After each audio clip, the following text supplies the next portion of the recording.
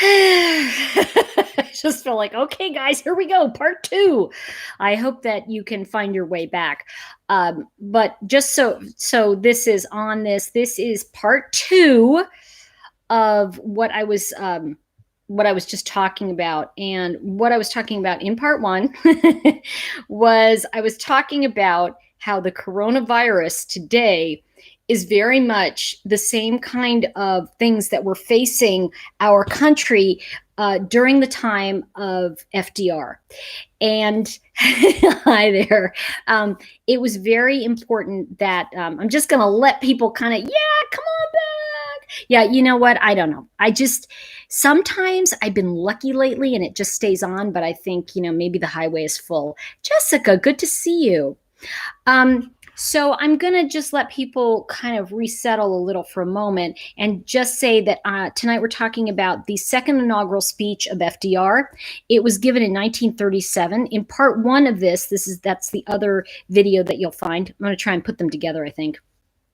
In part one, what I did was I talked about the idea of some of the things today that we're seeing, terms like social justice, and a lot of the things we're seeing Roosevelt was talking about. But what was important and it was a very interesting trilogy that we're seeing. You had the isolationists. They hated him. They didn't want him around. They thought he was a dictator. Okay, sound familiar? They thought he was just dangerous. Then we had the Democrats who were like because the isolationists were half Democrats and half, Republicans. You had a lot of mix in there. And then you had the Republicans who were just like, just did not like him, and there was at one point somebody tried to put up an impeachment for FDR, and then everybody was like, no, so that didn't happen.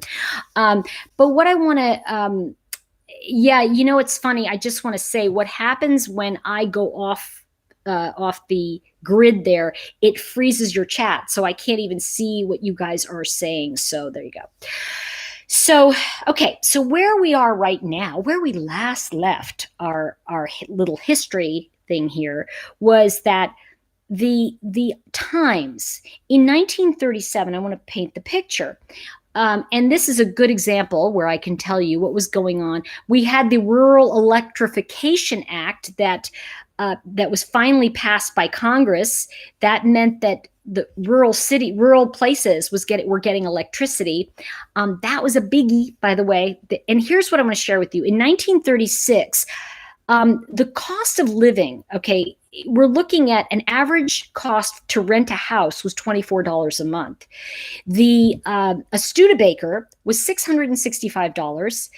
And they also have prices in pounds sterling, but just to give you an idea, because the pound was very strong, the average cost of a new home was $4,000, and the average wages per year was $1,700. Now, if I give you $1,700, you know that actually it was much less than that. I mean, if we look at that actually in ratio, let's say that it's $1,200 a year, they were still probably paying 25% of their income to rent, which is kind of interesting because ratio, it was better, but times were not better.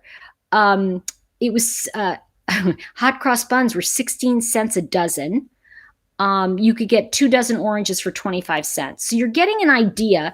And it says that they also show on this particular thing, some of the prices that were going on in Europe. So I want to say that exactly, Cruise Boston, $6,000 for their home in 1939. Mary just said, my grandmother's home was $5,000. Oh, good. You have the popcorn, Sandra. Pass it around. But actually, everybody needs gloves to have popcorn. Put it in different bowls. Let's see. Yeah, it was pretty incredible. I was watching the Harriet Tubman movie last week. Talk about a tough lady. She'll give you hope if you watch it. And, this is the thing I want to say is that we all, and what I'm saying is that we had a very tough time. In the Depression, old people had nothing. There was no unemployment. Roosevelt called for unemployment insurance medicine and care for the elderly. There were a lot of things, social programs that he was beginning to introduce that we still have today. And in those days, it was evolutionary. I mean, it was really revolutionary what he was suggesting. And his speeches were scary and frightening and real. He was not someone who said, gee, everything's great. He got up and said, we're having a tough time and here's why, So he really was someone that said it like it was. So what I wanted to share with you and what I left you with in the last portion was that the last part of he said, I see millions of families trying to live on income so meager that the pall of family disaster hangs over them day by day. And, I got to be honest with you. I think a lot of us are experiencing that today. So, but one of the things that has happened is that we have veered off in a way of like creating very much an us against them. And one of the things something that's horrific as this pandemic has done, and world war and people starving, is it reminds us of our humanity and that we absolutely cannot afford partisanship, which he talks about in this speech is really incredible. Let's see, here it is. I want to share. Ready for story time? Okay, pass the popcorn. Okay, now he talks about how people needed their government. Now, I want to be very clear because what was very interesting, and I'm going to come back to you guys. I'll come back to this in a second. That this is very interesting party split, right? It's well. Also, I want to talk about China. Remind me, Cruz. One of the things that that happened is that in more recent times, we have become very much us against them. So it's very much, if you're one party, you hate the other. If you're this party, you hate the other. And what happens when you get any kind of pandemic, or you have a war, or everybody's starving, everybody's on the same page. By the way, everybody's in trouble now. It's not just like you. It's not just me, and I think what we're talking about is, I really must say, please, I must ask all of you, for now, give yourself a break from hating one particular person or hating each other because you like that person or because someone doesn't like it, they're an idiot. Please do yourself a favor, because we absolutely must drop our shoulders and recognize that we are all in the schnai. We're all in it. It's not like, let me put it this way. If we're all in one room together, it's going to be really ugly if we start fighting about politics, because the thing is, we are all in one room. Now, I want to go back to something that you said, Cruz Boston. It's very important that she said, don't you see a lot of China? You don't see a lot of China coverage now. I want to let you know, and I wrote a little piece about this because it really got me, that China had, and you guys probably heard this, China said that unless we apologize to them for saying that the virus came from China, I mean, we're not like, we don't care. At the end of the day, as Americans, as Europeans, we don't really care where it comes from, right? We're kind of like more, let's stop it. But you see, to them, they're furious at Americans because they feel like we said they created it. So because they said recently, if we don't apologize, they are going to withhold from us vital medicines, antibiotics that we need, that they make in China. And it brought forward to me, I just thought, don't ever threaten the United States of America. Don't declare war on us. Don't ever do that. It's like, don't do that, because, it's going to get ugly up in there. I mean, you guys know. So it's very, you have to remember, the communist government is strictly, and by the way, they pretend they're socialist, right? But the communist government controls everything. And they actually said in a statement they came out with, they said, well, you should have just handled it like we do. And I'm thinking, yeah, drive little white vans, throw people in, and they disappear forever. Or if somebody says anything, the 30-year-old doctor, suddenly he dies of this disease that's not supposed to kill young people. So yeah, they're really, and this is part of this. Part of the reason that this is leaking out is, you see, and this is important that you guys get that. There's no good or bad, but I want you to really understand that for the past 40 years, our government has been getting us into bed with China because it's cheaper. But what happens? That dictator, he gets all the money. Those people get pennies. So they don't care if they throw a little poison in. There was actually carcinogens found in some of our medicines that we discovered. And I have to say that what this reminds me of is Roosevelt's next speech after this one, when in around 1939, when he speaks to Congress. It's very important that you get that it became very apparent who our allies were and who our enemies were. And the issue that's happening now is that we've been we really have been like, oh, we should just love everybody. And I don't disagree about, like I have a thing about that. But I also feel like we shouldn't be fighting each other. We should be looking at, wait a second, the curtain has been pulled back, guys. We are starting to see how China is. And the $30 billion deal that was done, forgive me, I think it started in Bush and then Obama kept it. There were a lot of, look, I'm not trying to be partisan here. I'm just trying to say it went through all the presidents, okay? Because you see, they recognize, we can keep our medical costs down. All right. Now, the reason I'm saying this to all of you is not to frighten you, but to inspire you to understand what's at stake. We cannot be sheep. We are not at a place where we can go, oh gosh, those poor people. No, it is, hey, Ruthie, it's not your time, so don't. If it's your time, it means I'm putting a little coat on you. You're going to go out and fight with me. But what I'm saying is, this is what I'm trying to say to you. Be open. Do not hate anyone who is on your side, even if you think they're not, okay? Because I really need to say to you, we are seeing sides of people now, right? Because they're revealing themselves. But did you ever think of what was really going on in North Korea 5 years ago? I didn't know. I didn't care. I don't know what was going on there. I didn't even know what China was doing, right? And the thing I want to say, and I want to caution you on that, Ruthie, because I really want to say that this is the danger, is that it's not necessarily bleeding heart liberals, and it's not less necessarily those crazy Republicans. What it is we have become so caught up in the idea of our way being the only way that we have forgotten that we are all for one and one for all. And this separation is exactly what was created by Russia, by these other countries, and we're starting to see how it happened. Now, I want to say, the thing I want to, listen, and it's so funny you say that, Ruthie. You know what he says in the speech? For perfect segue, it's very important that we, and I'm going to come back to the idea of responsibility, and somebody said greed.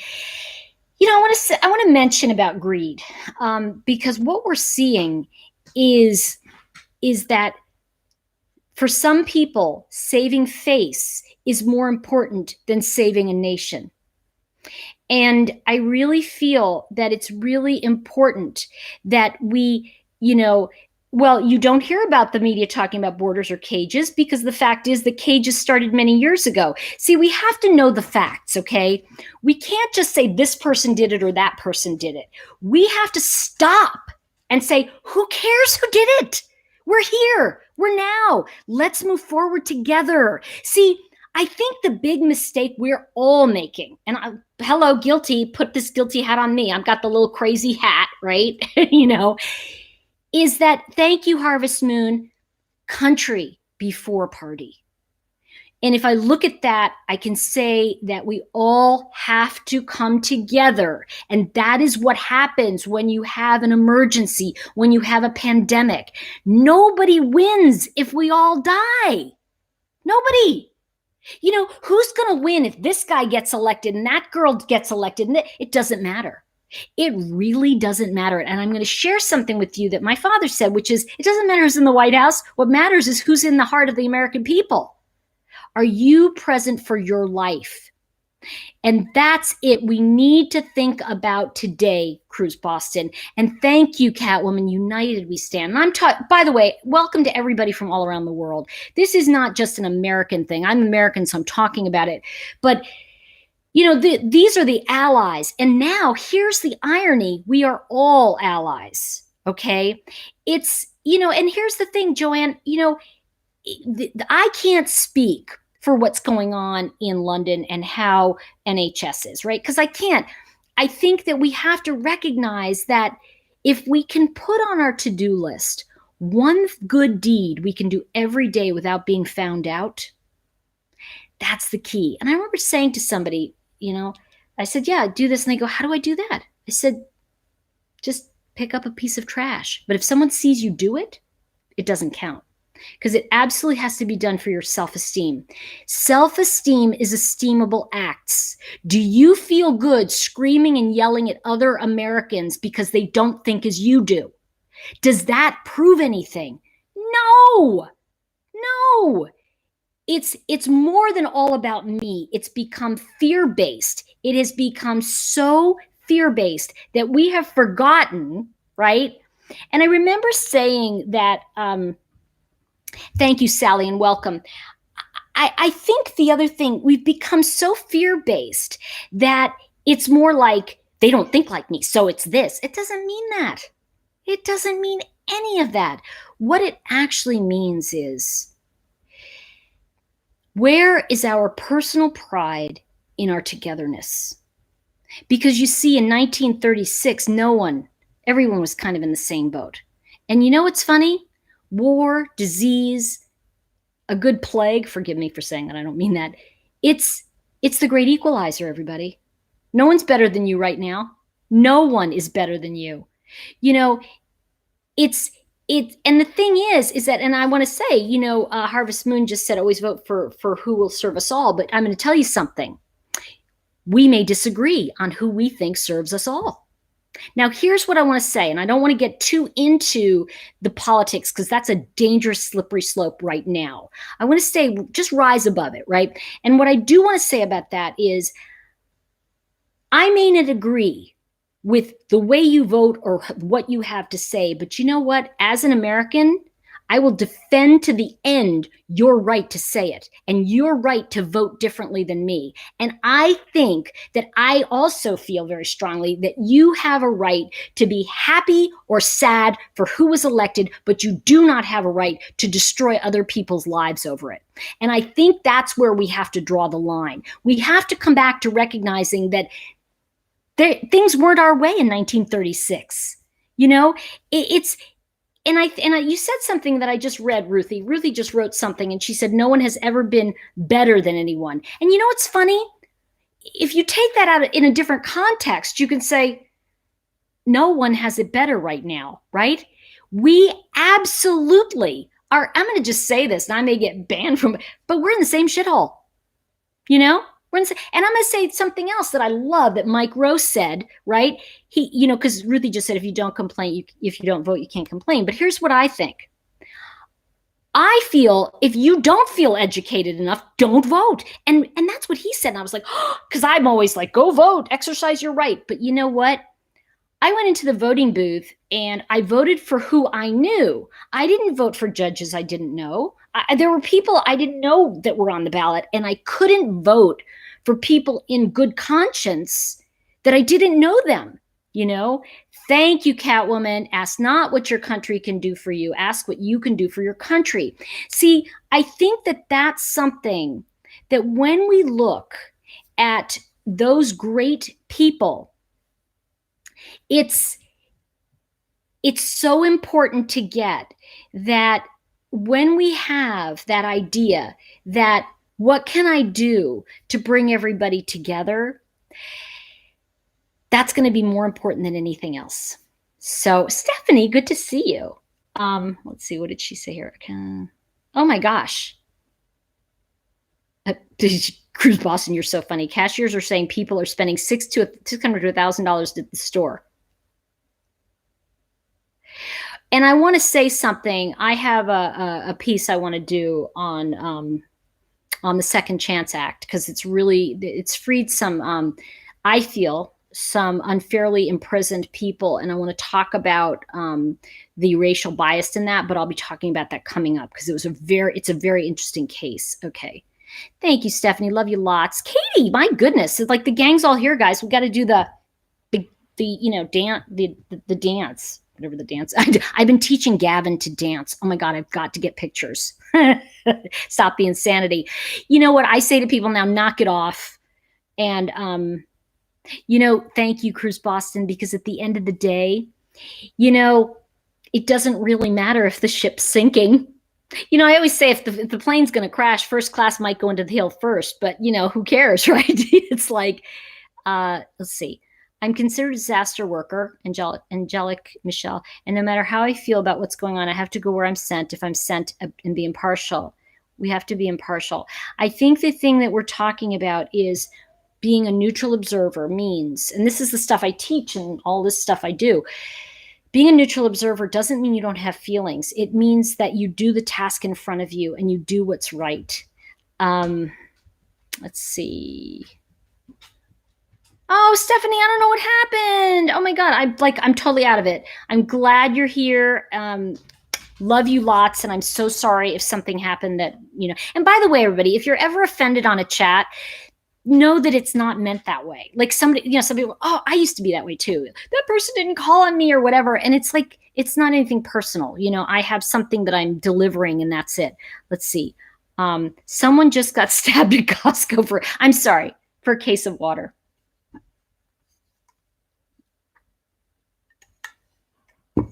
Okay. So here's what it's coming to. All right. We absolutely, as decent humans, as decent people, we have to stop calling each other names if you don't agree. Okay? And if you want the case of water, come over to my house. I'll give it to you free and you don't have to stab anybody.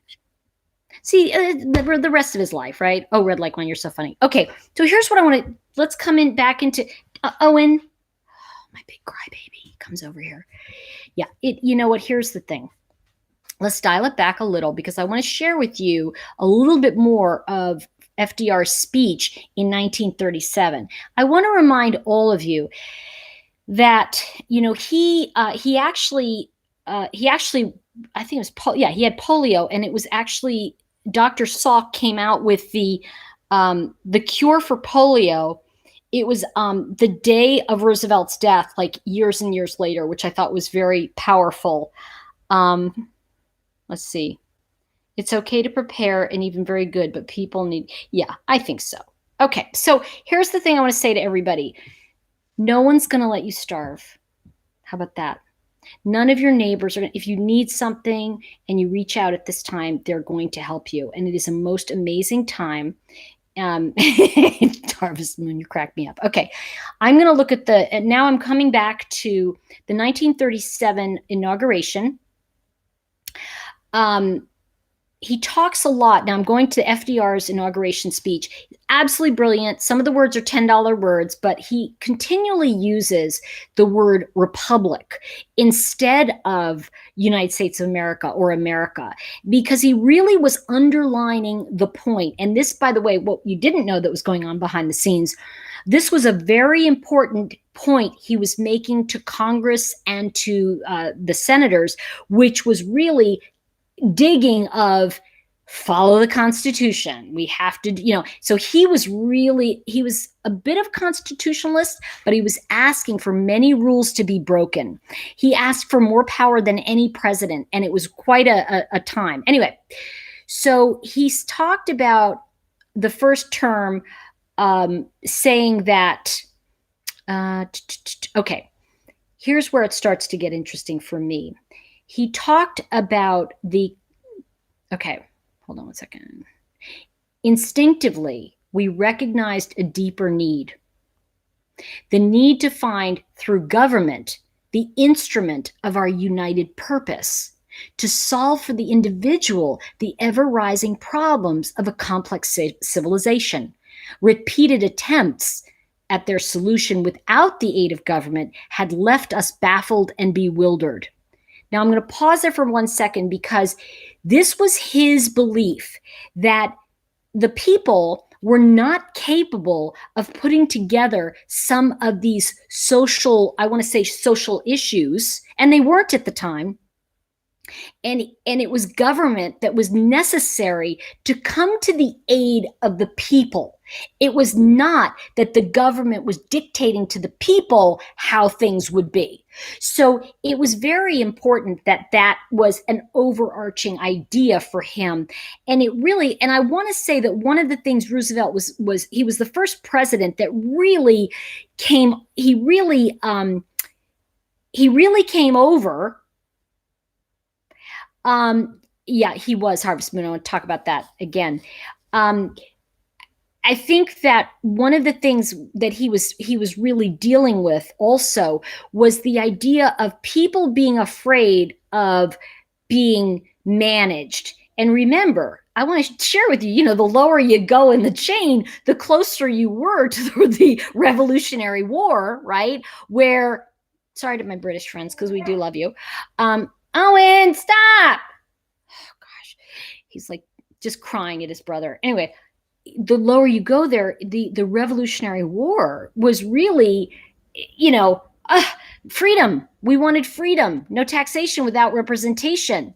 And it is in the next time period that we start to look at how Roosevelt was now asking to heavily tax the American people. And that's going to be in his next speech. But let me wrap this up with this stuff. Okay. So the aid of government had left us baffled and bewildered. Okay. Without the aid of government, we were baffled and bewildered. In other words, we needed a leader to come in and help. If I know aught of the spirit and purpose of our nation, we will not listen to comfort, opportunism, and timidity. We will carry on. Overwhelmingly, we of the Republic are men and women of goodwill, men and women who have more than warm hearts of dedication, men and women who have cool heads and willing hands of practical purpose as well. They will insist that every agency of our popular government use effective instruments to carry out their will. Government is competent when all who compose it work as trustees for the whole people. It can make constant progress when it keeps abreast of all the facts. It can obtain justified support and legitimate criticism when the people receive true information of all that government does. If I know aught of the will of our people, they will demand that these conditions of effective government shall be created and maintained. They will demand a nation uncorrupted by cancers of injustice, and therefore strong among the nations in its example of the will to peace. Now remember, he was also talking against a backdrop of what was going on in Europe. This is the final page. Today, we reconsecrate our country to long cherished ideals in a suddenly changed civilization. Think about that with the coronavirus, suddenly changed civilization. In every land, there are always at work forces that drive men apart and forces that draw men together. In our personal ambitions, we are individualists. But in our seeking for economic and political progress as a nation, we are go up or else we all go down as one people. To maintain a democracy of effort requires a vast amount of patience in dealing with different methods, different ideas, a vast amount of humility. But out of the confusion of many voices rises an understanding of dominant public need. Then political leadership can voice common ideals and aid in their realization. In taking again the oath of office as President of the United States, I assume the solemn obligation of leading the American people forward along the road over which they have chosen to advance. While this duty rests upon me, I shall do my utmost to speak their purpose and to do their will, seeking divine guidance to help us each and every one to give light to them that sit in darkness and to guide our feet into the way of peace. And he signed it, Franklin Roosevelt. I want you to know he wrote that speech himself. Many of his speeches he ended up writing. So it is so important to remember that when, it's funny because I just went through a class with people and we went through the pilgrimage of some of these things. And one of the things that I want to say to all of you is that, and I love that Stephanie said it here, rise above it. Try not to get in the muck and mire of hate. Because the thing that I want you all to get, even if you do not like somebody, even if you think they are the worst ever, I want you to know that there is equally someone who thinks they're the best. And here's what I want to say. We must honor the fact that I don't agree, but I would put my life down for other people to have their own voice. And the minute we try to kill off someone else's voice in our country, we have begun the fighting amongst ourselves. And that is the danger about all of this. I'm going to say what?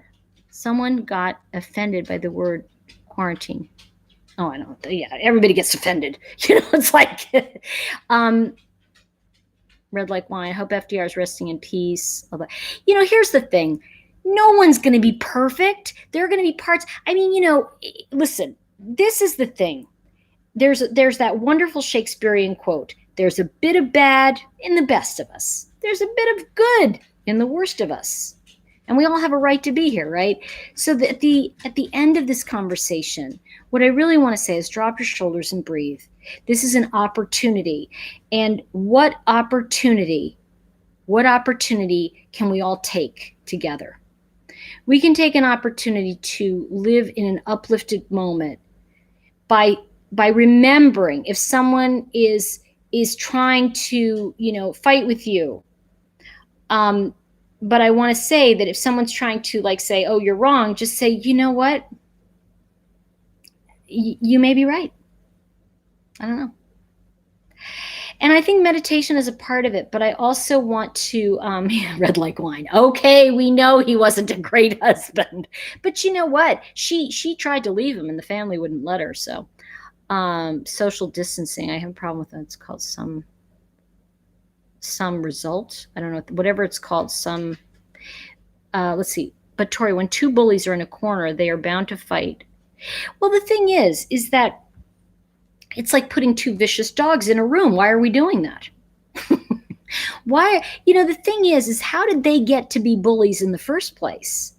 Because somewhere inside of them, there's a deep fear that they are going to lose what they have gained. One side is terribly afraid of losing their rights, and the other side is terribly afraid that their beliefs will be shattered. And so what we must understand in America is that no one's going to get everything. We all must come together and be together as one. And by the way, it's the same way in every country right now, and I think that, and by the way, thank you for your service, Ruthie. I really want to say that, you were in the Air Force for 22 years, and I want to acknowledge that, and I want to say to everyone, this is very important. Anyone out there who's a mom and who has children, and I want to just say thank you, because I really feel you don't get that enough. You don't get those moments of, gosh, Thanks for helping. Thank you for being there for the development of our future. I think that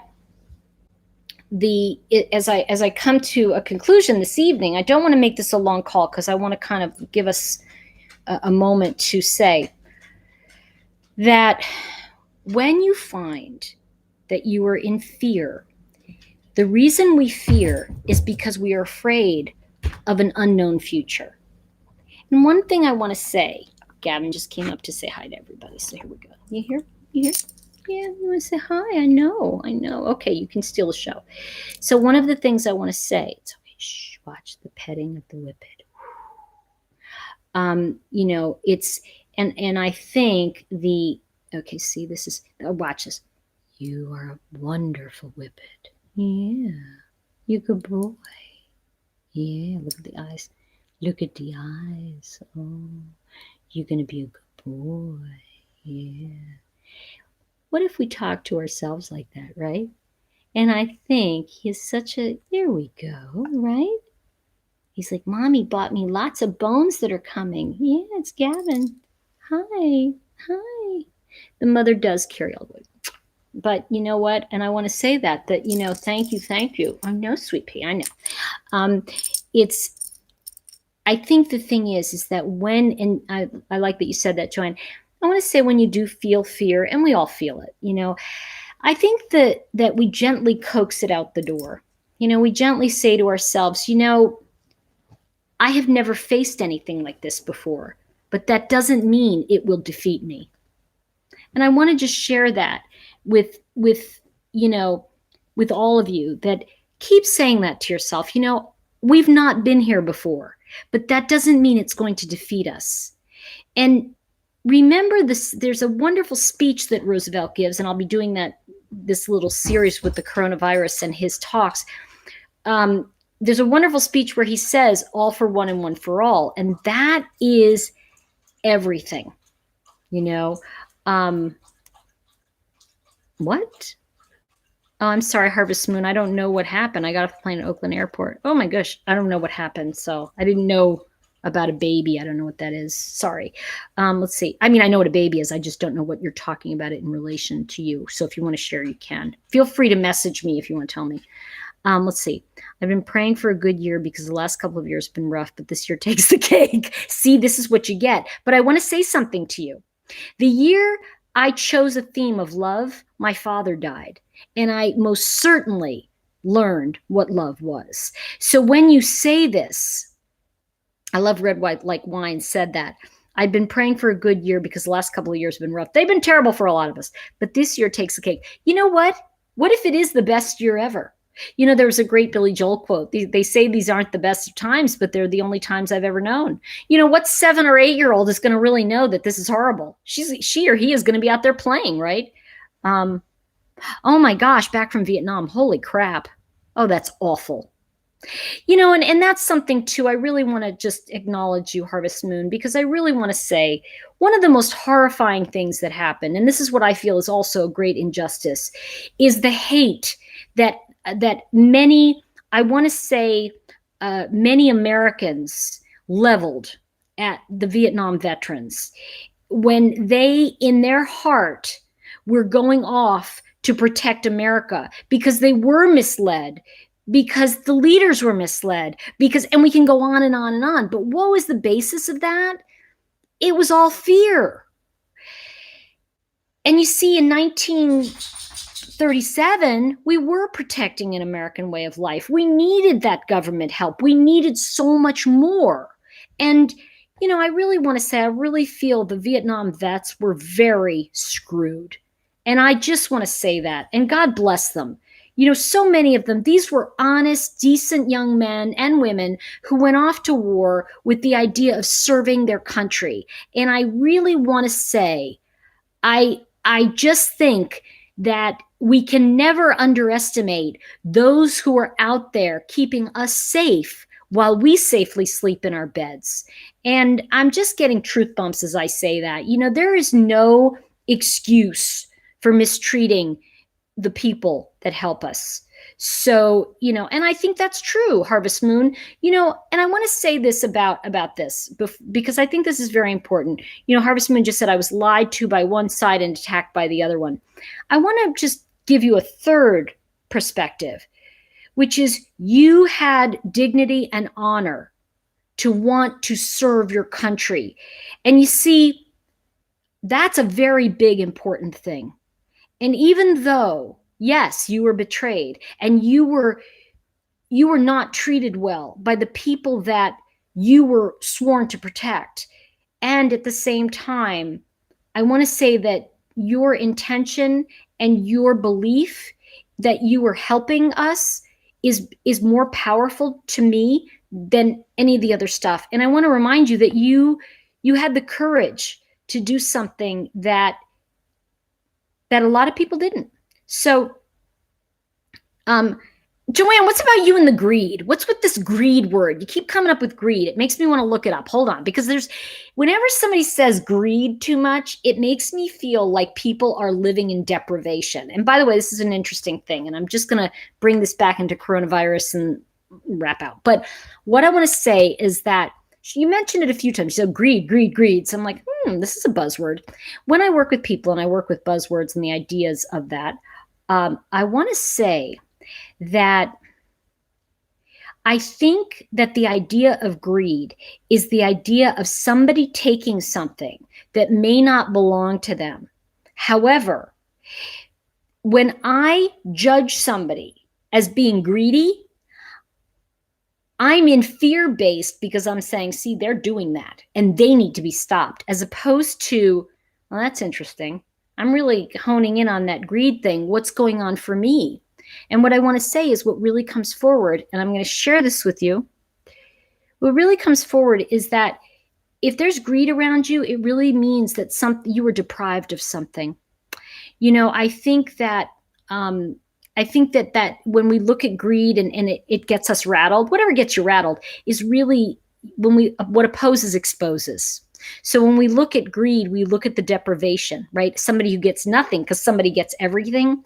I want to say that for you, the idea of being deprived of certain basic things in your past is very real, and I want to validate that for you because I think that's and it's more than lack mentality, Blue Flame. I'm glad you said that, but I also want to really honor what she said, because I think that's super important to say, that when you use that word, it's kind of like it's more than lack mentality. It's the fear, and I think we have to understand that when people are screaming about something they think that's so important that isn't,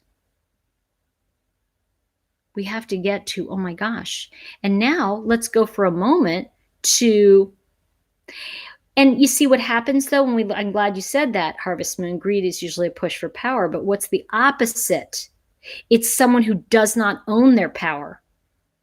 So when that's a trigger, right?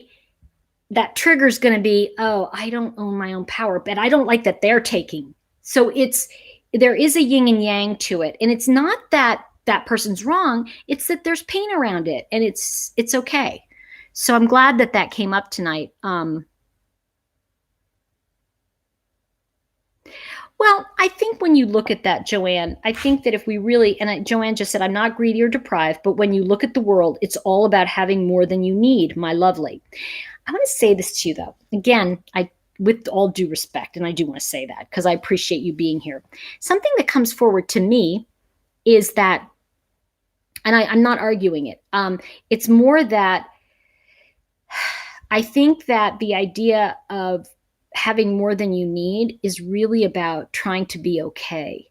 And I think if we look at people who steal or people who think they need to get it, be famous, it's because they think that it's going to make them feel better. And I think that that's the fear. It is related to, if I have more, I'll be better. It's the alcoholic mentality too. Chef Betsy just sprung from hospital doc. Oh, are you okay? How you doing? Thanks for the super chat. It's been so long since I've seen one. It's like, oh yay, thank you. Yeah, I'm still live, Sammy. I haven't gone yet. Let's see. Thank you. And I want to just The doogie. What's that? Okay, let's see. I don't believe in God. It's like a constant battle with the government for them to honor our inalienable human rights, the freedom from religion.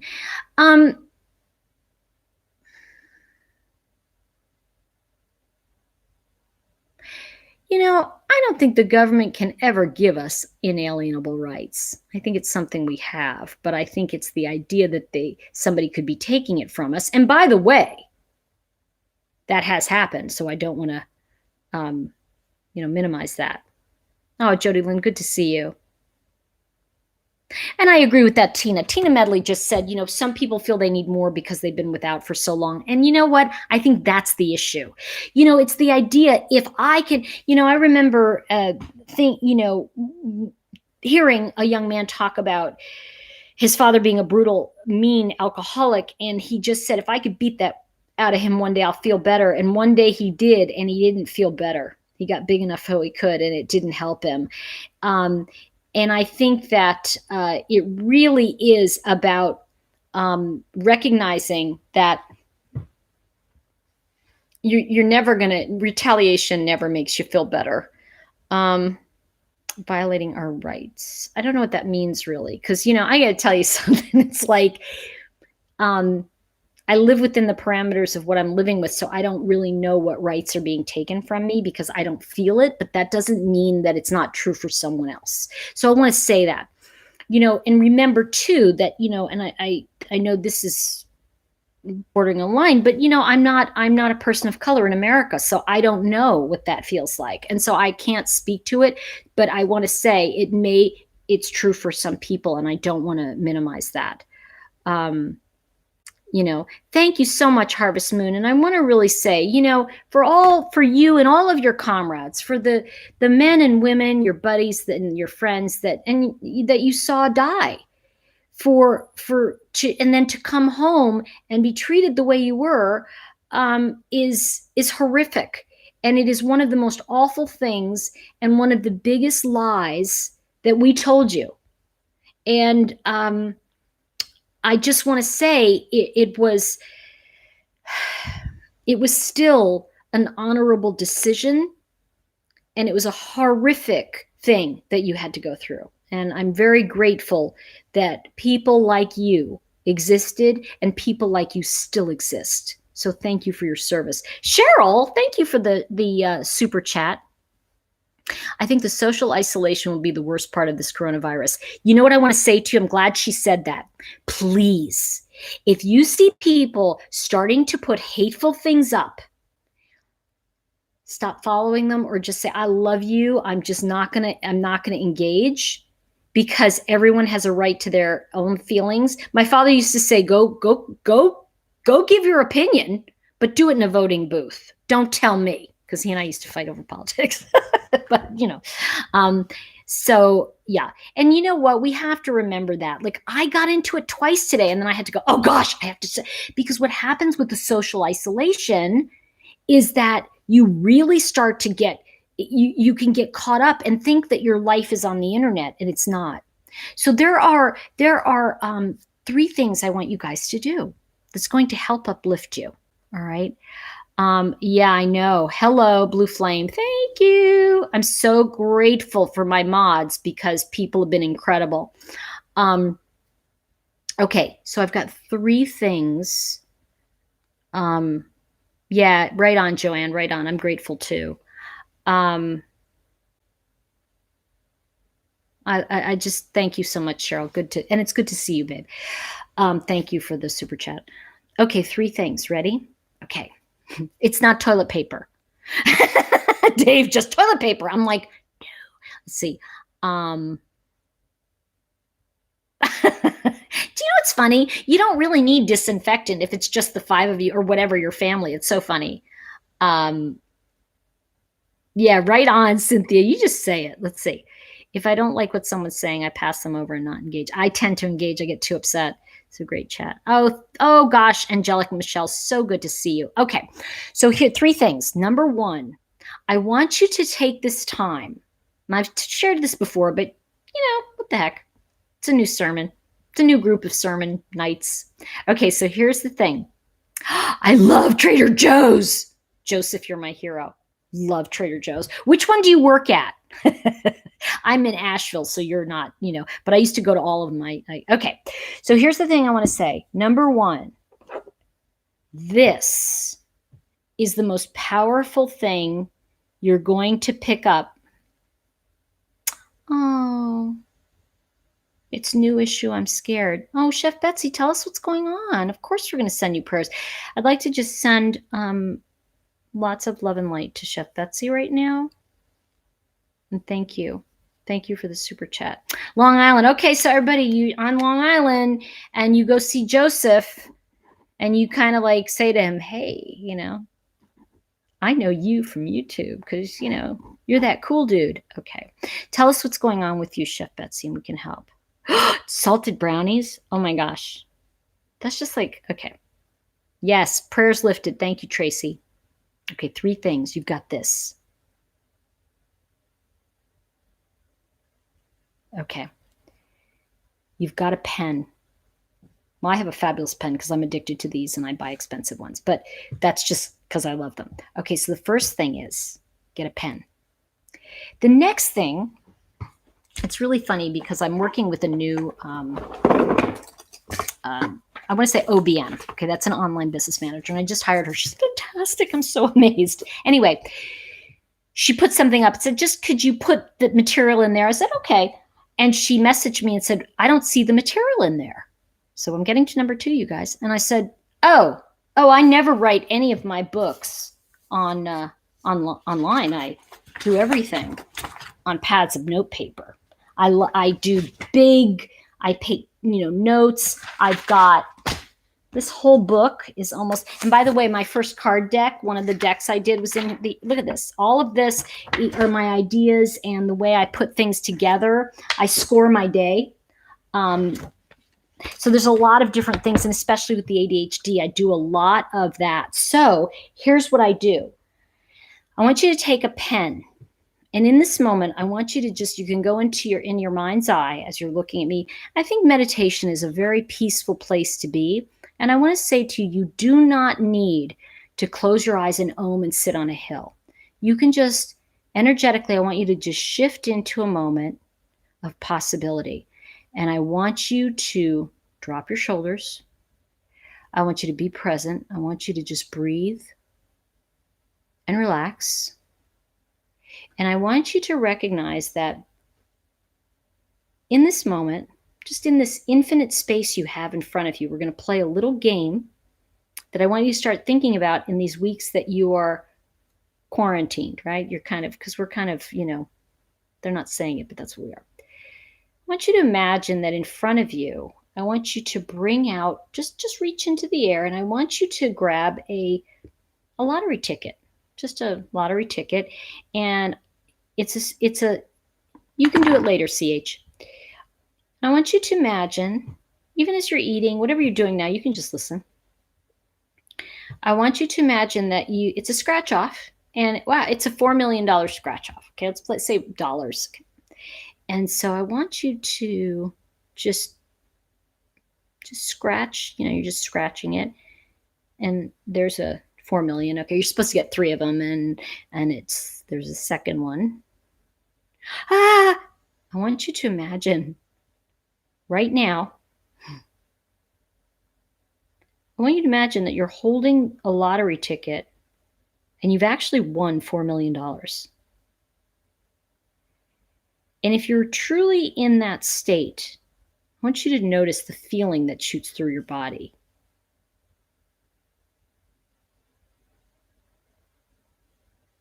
Are you getting that?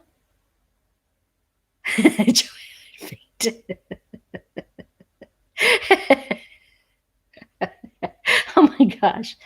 I'm going to talk about that in a minute, Betsy. $4 million, right? Wow. Yeah. Okay. I know I have ADHD too. Tina, that's the best. That's the line of the night. I'd pee on myself. Okay. So here's what I want to say to you. So you have that $4 million ticket. Now, besides kind of like going, I can't let anybody see I've won it and I've got to get to the state and cash it in. We know all that part. By the way, that is how it's done. You've got to actually go to the state. Yeah, $4 million. Okay. And I want you to notice. I know, I think it was fake too for a while. You usually do, Blue Flame.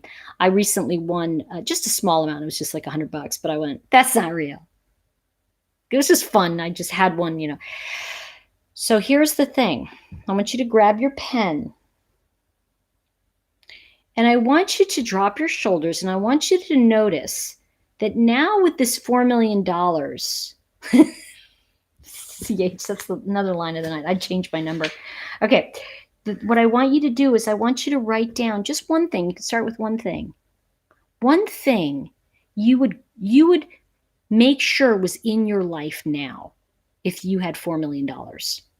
And I'm going to, like, for me, I wrote down, oh my gosh, I'd have a personal chef. I'd have a dietitian, right? I would have someone who would help me with food. And I would probably get very into what was good for me. And I would probably also get a trainer that I could work with to really keep my body healthy. And I started to write a maid. Joanne would get toilet paper. That's okay. Everybody has their thing. Solar plant panels. Wow, that's great. These are great. So what I want to say is that you would all put down one thing. And I want you to know that I put down a bunch of things because I've been playing with this since the beginning of the year. And and by the way, the idea is that you start to get a sense of how you would really live your life if you thought that it was available for you. It meaning the money to make it happen. And what if it was always available? Harvest Moon, I'm going to say to you right now, I would say to you, we are not going to let you give it away yet. Because you see, here's the thing about money. That really is, and I want to really acknowledge you again, Harvest Moon. I want to say thank you for your service, because I really want you to get that every single one of us appreciate you, and you deserve that money. You probably deserve many times over for what you've had to endure. And I want to say to you that for right now, you don't need to give it away, because here's the thing I want you to get. We're in this game of putting on our own mask first. And I guarantee that everyone here, including yourself, will do the right thing when you are in a place where you feel like, wow, yeah, I'm doing the right thing and I want to give back, right?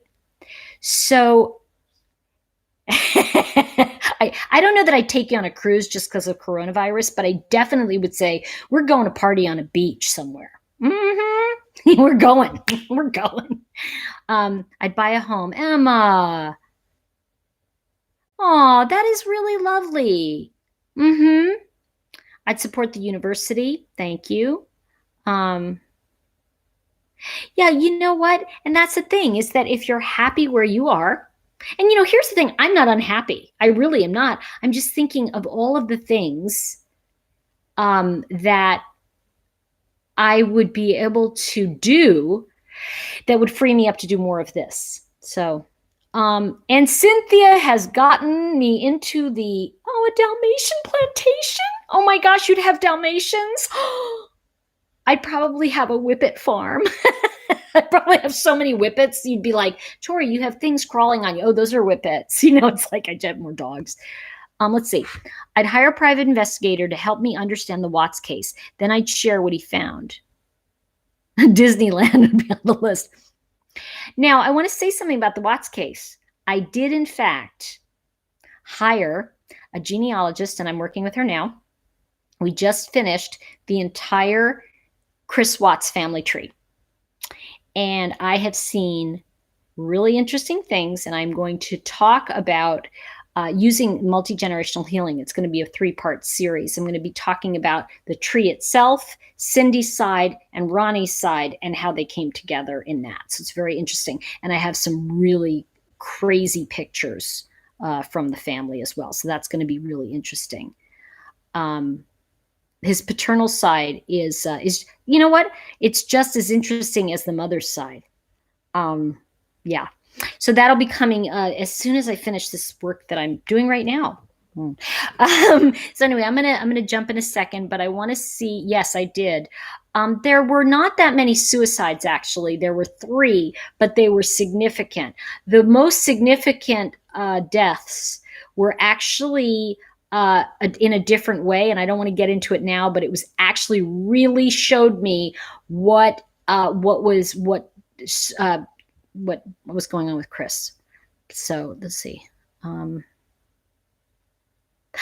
That's so interesting. I would love to study some criminal law. I think that would be fun. All right, guys. So if you would help me, please tell your friends, let them join us on the channel. Please share the channel out with other people. Please hit the like button if you liked the video. And I want to also just say to Chef Betty, because I know she's on. Wait, where is she? I know she's on here. And Betsy, Chef Betsy, I want to say that I have acid reflux and I really understand. And what happens for me is it's very scary when it flares. And I want to just say to you that one of the things that I can share is that it is scary.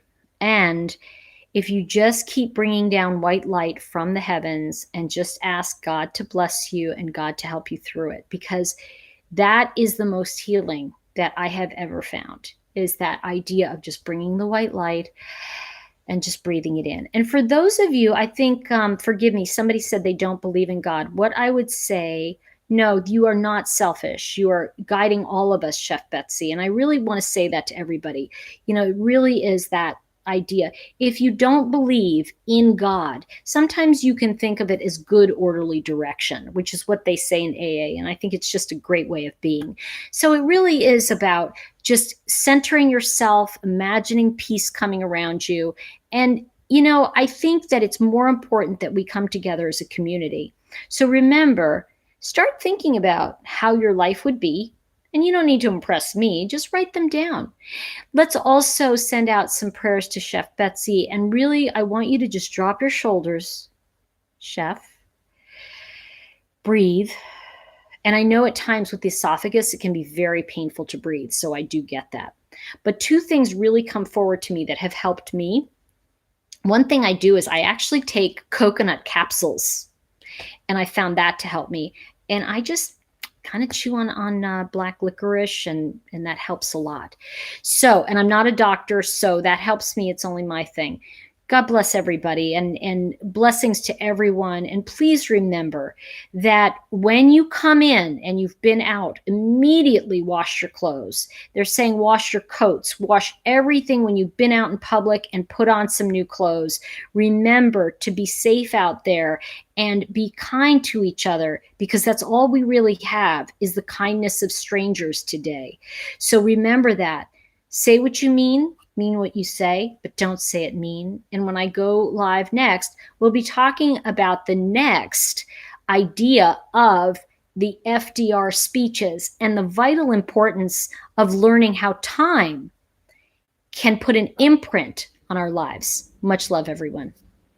You all have a wonderful night. Sweet dreams. Much love. Bye for now.